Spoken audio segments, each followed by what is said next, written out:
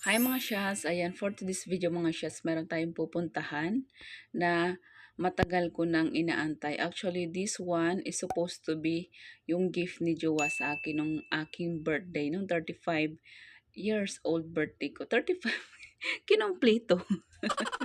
So anyway, ito yung kanyang pa-birthday sana sa akin, surprise gift. Hindi naman siya surprise, I mean, hiningi ko sa kanya kasi tinanong niya ko kung anong gusto ko. Sabi ko, it is a good idea na ito yung aking hingiin, which is dahil malapit na rin Christmas and this one is our first family picture together. So, ito yung kanyang binigay sa akin at yung aking hiningi. So, nandito na pala kami, on the way na kami sa aming location, which is malapit lang dito sa amin mga shots, mga 5 minutes away lang through Grab or car. So, malapit na malapit, hindi tayo masyadong na-hassle dito, but still, hassle pa rin kasi nga maraming mga ginagawa, maraming mga patalastas kung may anak ka talaga na ganito. Ang daming, basta, ang hirap mga shes, ang hirap mga beshi.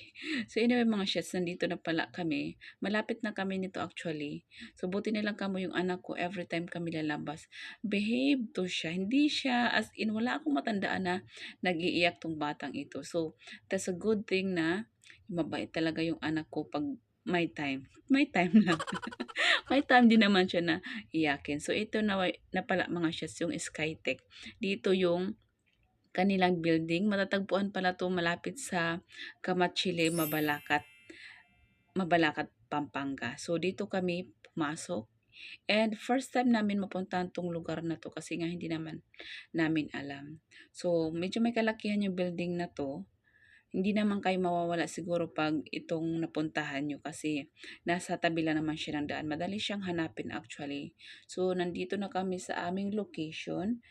Buti na lang kamo hindi tumuloy ang ulan dahil umaambon dito dahil nga may bata tayo. So dito dumating na kami and that's the outside look.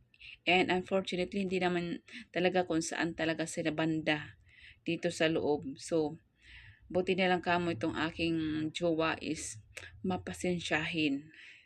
Kung mahaba yung pasensya ko, mas mahaba pa yung pasensya niya. So that is a good thing na magka-match kami sa mga pasensya na to. Pero sa sitwasyon namin ngayon, mas mahaba siya ng pasensya kaysa akin. So anyway, papunta na kami sa loob and struggle talaga. Alam nyo ba, hirap na hirap ako dito kasi hindi naman siya high heels, pero naka high heels ako ng konti. And sa bigat ng sarili ko, dadagdagan pa yung bigat niya, Yana. Doble, doble na yung bigat na dinadala ko dito. But anyway, carrybags naman. So, nandito na pala kami sa kanilang location. Medyo dito maingay lang kasi may pa-music dito sila banda. And ito yung aming pupuntahan, which is yung BSPS. So, yung kanilang studio. Medyo may ginagawa lang dyan ng kunting construction sa gilid. So anyway, nandito na pala kami sa loob and this is how it looks like sa loob. Medyo maraming mga camera, maraming kaganapan. So yan yung aming background and ito na, nagtitesting na sila sa aming, nagtitesting na sila sa kanilang camera kung maganda. Charot. So anyway mga shoot, ito yung aming first photoshoot talaga as a family of 5. Kasama si Monty dyan, kaya 5 kami. Meron kaming ampun aso. So anyway, ito yung aming first nakakatuwa mga shots yung ganitong feeling. Which is hindi talaga ako no regrets na ito talaga yung hiningi ko sa jowa ko para sa aking birthday, 35 birthday dahil never mo talaga itong makakalimutan yung memories na ganito kasi nga minsan-minsan lang naman to sa buhay. Ay meron pa pala. May ending. I mean, this one, ito talaga yung mga pinapangarap ko noon na sa tagal-tagal ko naging single. Hindi naman, 3 years? Matagal na ba yun? And matagal din kami nung aking nung ex. Wala naman kaming ganito. And this one, it happened talaga in the right time, in the right moment, and with God's timing talaga. Dahil itong part na to, hiningi ko talaga to kay God na one day sana bigyan din ako ng family na sarili ko kasi nga sa mga nagkakaalam sa buhay ko besides sa aking pamilya, mga friends or kung sino pa man, matagal din akong naging ano talaga, naging hinihiling yung ganitong mga pagkakataon na magkaroon ng sariling pamilya. Kasi makuwento ko lang, way back noong mga kasama ko pa yung aking ex, wala talaga siyang planong magkaanak mga siya. So, nagtagal din kami no'n ng 7 years and nag-waited pa ako ng 2 years para magbago yung kanyang isip pero hindi na talaga ako binalikan. Final na talaga yun siya.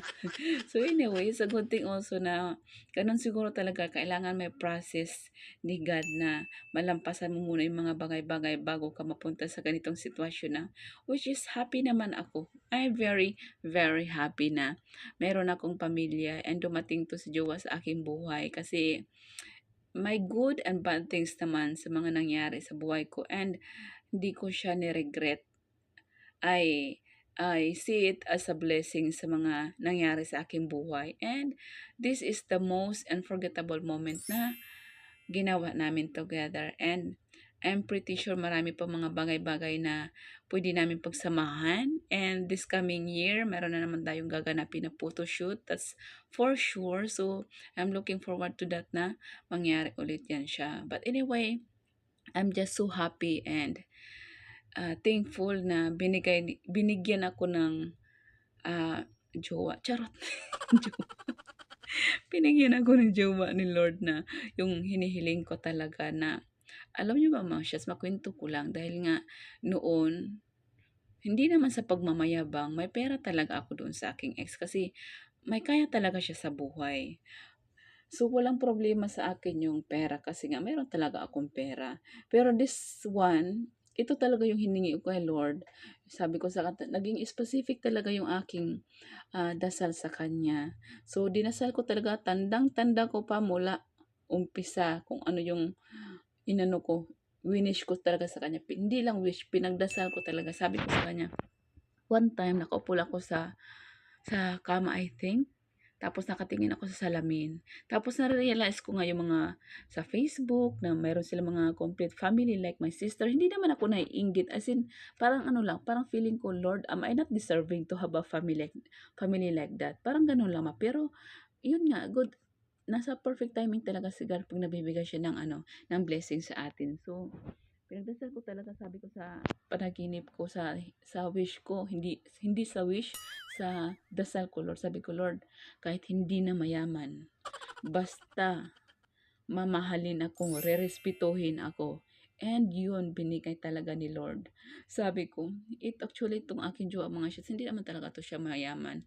Kaya lang kaming buhayin, nakakain ng 3 times a day, tapos may mga snack. So, I mean, hindi tulad nung una ko talaga na ex na meron talaga akong as in pira talaga. Pero this one, I'm so happy na napunta rin ako sa taong ito kasi alam kong magkakasundo kami sa lahat ng, hindi naman sa lahat ng bagay, but most of the mga nangyari sa amin, nagkakasundo kami na mga desisyon namin sa buhay. And I'm so glad na yun yung binigay sa akin. But wait, mayroon pa akong wish. Sabi ko, kahit hindi mayaman na jowa, basta magsusumikap kaming dalawa para matupad namin yung aming mga pangarap sa buhay and doon magiging successful kaming dalawa. So, yun talaga yung clear na clear sa aking mga dasal na hanggang ngayon kinikip ko pa rin yan. Sabi ko nga kay jowa, alam mo, pinagdasal kita. So, I'm so glad na binigyan din ako ni Lord ng ganitong taong mapagmahal, marespeto. Yun lang. Ay, naiyak na naman ako. Boyset. Anyway, mga shots. Masaya lang ako. Hindi pwedeng maiyak tayo dito kasi nga madaling araw na tulog na yung mga tao. Baka marinig tayo. Nag-iba na yung boses ko. Naging kingkoy na. Anyway, mga shots, hanggang dito na lang yung ating vlog for today. And this will be continued sa ating next part 2 ng ating vlog.